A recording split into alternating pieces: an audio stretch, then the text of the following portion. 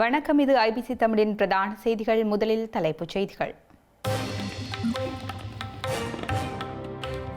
ஆணையிறவு போராட்டத்திற்கு தடை உத்தரவு, குவிக்கப்பட்ட காவல்துறை. தங்க கடத்தலில் ஈடுபட்ட இலங்கையர்கள் கட்டநாயக்க விமான நிலையத்தில் அதிரடியாக கைது. யாழில் ஏமாற்றப்படும் விவசாயிகள் நீதி வேண்டும் எனவும் கோரிக்கை. இலங்கையில் சோகத்தை ஏற்படுத்திய கெரண்டியில் பேருந்து விபத்து, ஸ்ரீலங்கா அரசே காரணம் என குற்றச்சாட்டு. பாமகவில் தொடரும் குழப்பம், கூட்டத்தை புறக்கணித்த உறுப்பினர்கள். இனி விரிவான செய்திகள். தமிழர் தாயகத்தில் முள்ளிவாய்க்கால் நினைவேந்தல் வாரத்தின் 5ஆம் நாள் நினைவேந்தல் இன்று கடைபிடிக்கப்படுகின்றது. இதன்போது தமிழின அழிப்பை எதிர்கால சந்ததியினருக்கு கடத்தும் நோக்கில் முள்ளிவாய்க்கால் கஞ்சியும் பரிமாறப்பட்டு வருகின்றது. முள்ளிவாய்க்கால் நினைவேந்தலை மேற்கொள்வதற்காக தாயகத்திலும் புலம்பெயர் தேசங்களிலும் தயார்படுத்திக் கொண்டிருக்கின்றனர். அந்த வகையில் முள்ளிவாய்க்கால் நினைவேந்தல் வாரத்தை முன்னிட்டு இலங்கை தமிழரசுக் கட்சியின் ஏற்பாட்டில் இன்றைய தினம் சங்கானை நகர பகுதியில் முள்ளிவாய்க்கால் கஞ்சி வழங்கப்பட்டுள்ளது. ஆரம்பத்தில் முன்னாள் போராளியான திரு ஜெயசீலன் நினைவு சுடரை ஏற்றி வைத்தார். அதன் பின்னர் இறுதி யுத்தத்தில் உயிர்நீத்த உறவுகளின் ஆத்மா சாந்திக்காக 2 நிமிட அகவணக்கம் செலுத்தப்பட்டுள்ளது. அதன் பின்னர் மக்களுக்கு முள்ளிவாய்க்கால் கஞ்சி வழங்கப்பட்டுள்ளது. முள்ளிவாய்க்கால் நினைவேந்தல் வாரம் வல்வெட்டித்துறையில் தமிழ் தேசிய மக்கள் முன்னணியினரால் இன்று கடைபிடிக்கப்பட்டுள்ளது. வல்வெட்டித்துறை பேருந்து நிலையத்தில் வைத்து உயிரிழந்தோரை நினைவு கூர்ந்து சுடரேற்றி அஞ்சலி செலுத்தப்பட்டதுடன் முள்ளிவாய்க்கால் நினைவு கஞ்சியும் பரிமாறப்பட்டுள்ளது. கிளிநொச்சி ஆணையிறவு உப்பளத்தில் பல்வேறு கோரிக்கைகளை முன்வைத்து முன்னெடுக்கப்பட்ட போராட்டம் இன்றும் தொடர்ந்த நிலையில் போராட்டம் இடம்பெறும் இடத்திற்கு பெருமளவில் காவல்துறையினர் குவிக்கப்பட்டுள்ளனர். கிளிநொச்சி ஆணையரவு உப்பள தொழிலாளர்களின் போராட்டத்தை அடுத்து இன்று காலை அதிகளவான காவல்துறையினர் குவிக்கப்பட்டதனால் அங்கு பதற்றமான ஒரு சூழல் உருவாகியுள்ளது.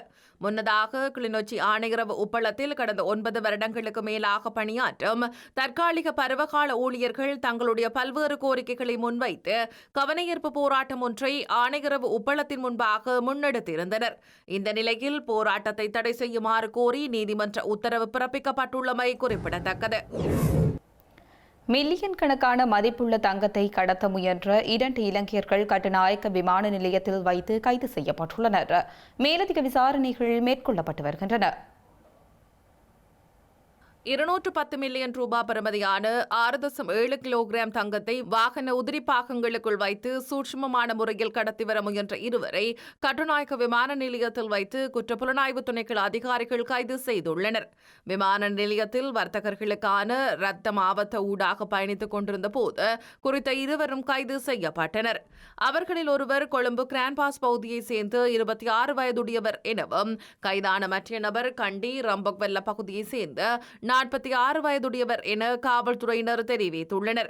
வர்த்தகர்களின் தேவைகளுக்கு ஏற்ப விமானம் மூலம் வெளிநாடுகளில் இருந்து பல்வேறு பொருட்களை இந்த நாட்டிற்கு கொண்டு வரும் பணியில் இவர்கள் ஈடுபட்டு வந்துள்ளமை விசாரணைகளில் இருந்து தெரிய வந்துள்ளது. இருவரும் நேற்றைய தினம் காலை துபாயிலிருந்து கட்டுநாயக்க விமான நிலையத்தை சென்றடைந்திருந்தனர். அதன்படி சந்தேக நபர்கள் இன்று காலை மேலதிக விசாரணைகளுக்காக கைப்பற்றப்பட்ட தங்கத்துடன் விமான நிலைய சுங்க அதிகாரிகளிடம் ஒப்படைக்கப்பட்டுள்ளனர். யாழ்ப்பாணத்தில் விவசாயிகளுக்கு இழைக்கப்படும் அநீதிகள் தொடர்பில் ஸ்ரீலங்கா நாடாளுமன்றில் எடுத்துரைப்பதாக நாடாளுமன்ற உறுப்பினர் சிவஞானம் ஸ்ரீதரன் தெரிவித்துள்ளார். யாழ்ப்பாணம் மச்சுவெளி பகுதியில் இடம்பெற்ற விவசாயிகளுடனான கலந்துரையாடலில் சிவஞானம் ஸ்ரீதரன் இவ்வாறு தெரிவித்தார்.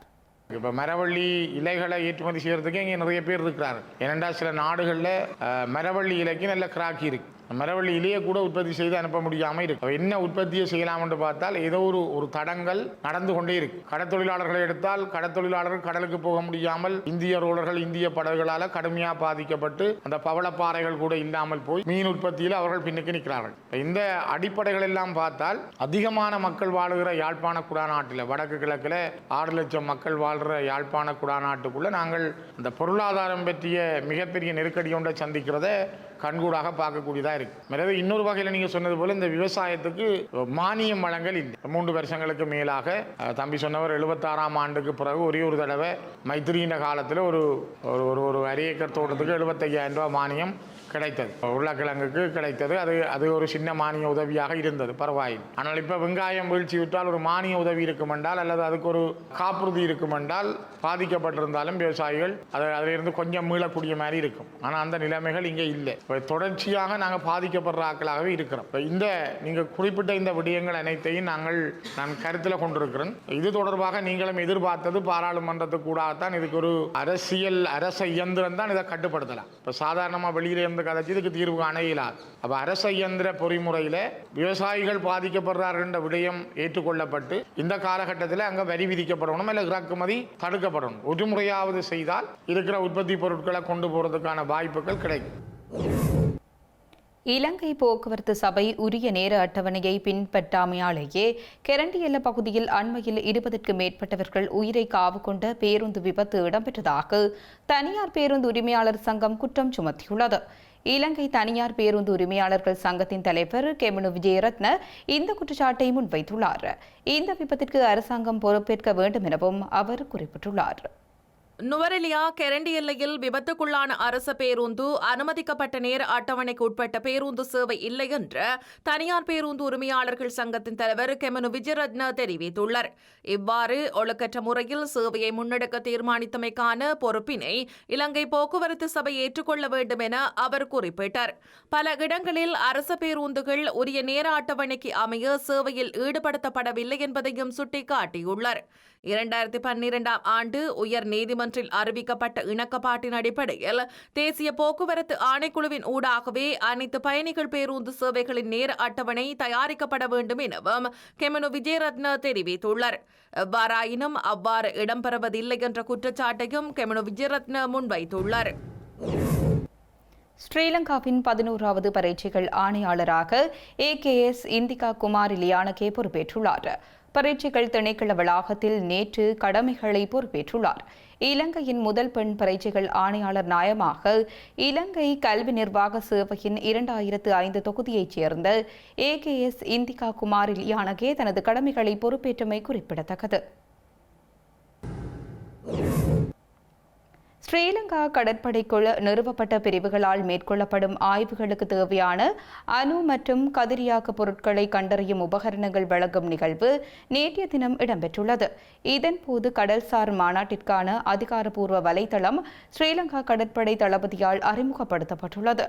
இந்த நிகழ்வுகள் இலங்கைக்கான அமெரிக்க தூதுவர் ஜோலிஷங் தலைமையில் நேற்றைய தினம் கடற்படை தலைமையகத்தில் நடைபெற்றது. ஸ்ரீலங்கா கடற்படைக்கும் அமெரிக்காவின் தேசிய அணுசக்தி பாதுகாப்பு நிர்வாகத்திற்கும் இடையே கையெழுத்தான புரிந்துணர்வு ஒப்பந்தத்தின்படி அணு மற்றும் கதிரியக்க பொருள் கண்டறிதல் கருவிகள் வழங்கப்பட்டுள்ளது. ஸ்ரீலங்கா கடற்படையின் ரசாயனவியல், உயிரியல், கதிரியக்க மற்றும் அணுசக்தி பிரிவுகளால் முக்கிய துறைமுகங்கள் மற்றும் கடல் எல்லைகளில் ஆய்வுகளை மிக திறமையாகவும் திறம்படவும் மேற்கொள்ள உதவும் என்று எதிர்பார்க்கப்படுகின்றது. இலங்கைக்கும் அமெரிக்காவுக்கும் இடையிலான இருதரப்பு பாதுகாப்பு ஒத்துழைப்பை மேலும் பலப்படுத்துவதையும் கடல்சார் கள விழிப்புணர்வுக்கான கூட்டு அணுகுமுறையையும் குறைக்கும் வகையில் உபகரணங்கள் ஒப்படைப்பு விழாவில் இலங்கையில் உள்ள அமெரிக்க தூதரகத்தின் சிரேஷ்ட அதிகாரிகள் மற்றும் கடற்படையின் இயக்குநர், பொறியியலாளர் ஆகியோர் கலந்து கொண்டனர். ஆளும் கட்சி எதிர்க்கட்சி என்ற பேதங்களை பொருட்படுத்தாமல் பாலஸ்தீன மக்களுக்காக முன்னிற்க தயார் என ஸ்ரீலங்காவின் எதிர்க்கட்சித் தலைவர் சஜித் பிரேமதாச தெரிவித்துள்ளார். இலங்கைக்கான பாலஸ்தீன தூதரகமும் பாலஸ்தீன இலங்கை ஒருமைப்பாட்டு குழுவும் இணைந்து நேற்றைய தினம் கொழும்பில் நடத்திய 75வது நக்பா தின நிகழ்வில் கலந்து கொண்டு உரையாற்றும் போதே இவ்வாறு தெரிவித்தார். பாலஸ்தீன மக்கள் 4 தசாப்தங்களுக்கு மேலாக தங்கள் தாயகத்தை இழக்கும் பல சவால்களை எதிர்கொண்டுள்ளனர். அவர்களின் சுயநிர்ணய உரிமையை, அதாவது அவர்களின் நிலம் மற்றும் அவர்களது நாட்டிற்கான உரிமையை எவராலும் பறிக்க முடியாது. பாதுகாப்பான எல்லைக்குள் சுதந்திரமாக வாழும் உரிமை அவர்களுக்கு உண்டு. அந்த உரிமைகளுக்காக நிபந்தனையின்றி முன்னிற்போம். மத்திய கிழக்கு பிராந்தியத்தில் நீடித்த அமைதியை காண அனைவரும் ஒன்றிணைந்து பேச்சுவார்த்தை நடத்தி ஒருமித்த கருத்தை எட்டுவதன் மூலம் மட்டுமே அதனை அடைய முடியும் என்று நான் நம்புகிறேன். உலக அளவில் பாலஸ்தீன மக்களை ஒதுக்கி வைக்கவோ, ஓரங்கட்டவோ அல்லது ஒடுக்கவோ கூடாது என்பதற்கும் அவர்களின் உரிமைகளை வென்றெடுப்பதற்கும் அனைவரும் உறுதியளிக்க வேண்டும். பாலஸ்தீன மக்கள் மீது நிகழ்த்தப்படும் குண்டுவீச்சு மற்றும் படுகொலைகள் தடுக்கப்பட வேண்டும். சர்வதேச மனிதாபிமான சட்டத்தின் கீழ் இது தவறாகும் என்பதால் சுதந்திரமான நாட்டில் அவர்களுக்கு உரிய சுதந்திரத்தை பெற்றுக் கொடுக்க உலக அளவில் அனைவரும் முன்வர வேண்டும். அதேபோல் ஒரு நாடாக இலங்கையும் பாலஸ்தீன மக்களின் உரிமைகளை பாதுகாக்க எழுந்து நிற்க வேண்டும். பெரும்பான்மை இல்லாத இடங்களில் உள்ளூராட்சி மன்றங்களில் அதிகாரத்தை நிறுவுவதற்கு தமிழ் முற்போக்கு கூட்டணிக்கு அழைப்பு விடுக்கப்பட்டுள்ளதாக அந்த கட்சியின் தலைவர் மனோ கணேசன் தெரிவித்துள்ளார். சில உள்ளூராட்சி மன்றங்களின் அதிகாரத்தை நிறுவுவதற்கு தனது கட்சியுடன் கலந்துரையாடியுள்ளதாகவும் மனோ கணேசன் கூறியுள்ளார். குறித்த செயற்பாடு தவறு இல்லை எனவும் தற்போதுள்ள தேர்தல் முறையின்படி அது ஜனநாயகம் என்றும் அவர் குறிப்பிட்டுள்ளார். அத்துடன் யாருக்கும் பெரும்பான்மை இல்லாத இடங்களில் அதிகாரத்தை நிறுவுவதற்கு தானும் தனது கட்சியும் தற்போது கலந்துரையாடி வருவதாகவும் அவர் கூறியுள்ளார். மட்டக்களப்பு ஓட்டமாவடி புளியடி வீதியில் தனிமையில் வசித்து வந்த பெண்ணொருவர் சடலமாக மீட்கப்பட்டுள்ளார். மட்டக்களப்பு ஓட்டமாவடி புளியடி பகுதியில் வீடு ஒன்றிலிருந்து துர்நாற்றம் வெளியானதை அடுத்து சந்தேகத்தில் குறித்த இடத்தை அயலவர்கள் பார்வையிட்டுள்ளனர். இதன்போது பெண் இறந்த நிலையில் இருப்பதை அவதானித்து காவல்துறையினருக்கு தெரியப்படுத்தியுள்ளனர். குறித்த பெண் 3 தினங்களுக்கு முன்னர் மரணித்திருக்கலாம் என சந்தேகிப்பதாக காவல்துறையினர் தெரிவித்துள்ளனர். சம்பவம் தொடர்பில் வாழைச்சேனை காவல்துறையினர் விசாரணைகளை மேற்கொண்டுள்ளனர். பாமக நிறுவனர் ராமதாஸ் தலைமையில் மாவட்ட செயலாளர்கள், மாவட்ட தலைவர்கள் ஆலோசனை கூட்டம் திண்டிவனம் தைலாபுரத்தில் நடைபெற்றுள்ளது. பாமகவிற்கு 92 மாவட்ட செயலாளர்கள் உள்ள போதும் இந்த ஆலோசனை கூட்டத்தில் 10 மாவட்ட முக்கிய தலைவர்கள், மாவட்ட செயலாளர்கள் மட்டும் கலந்து கொண்டுள்ளனர். குறைந்தளவானர்களின் பங்கேற்பு பாமக வட்டாரத்தில் பரபரப்பை ஏற்படுத்தியுள்ளது. செய்திகளின் நிறைவாக மீண்டும் தலைப்புச் செய்திகள். ஆடியிரவு போராட்டத்திற்கு தடை உத்தரவு, குவிக்கப்பட்ட காவல்துறை. தங்க கடத்தலில் ஈடுபட்ட இலங்கையர்கள் கட்டநாயக்க விமான நிலையத்தில் அதிரடியாக கைது. யாழில் ஏமாற்றப்படும் விவசாயிகள் நீதி வேண்டும் எனவும் கோரிக்கை. இலங்கையில் சோகத்தை ஏற்படுத்திய கெரண்டியில் பேருந்து விபத்து, ஸ்ரீலங்கா அரசே காரணம் என குற்றச்சாட்டு. பாமகவில் தொடரும் குழப்பம், கூட்டத்தை புறக்கணித்த உறுப்பினர்கள்.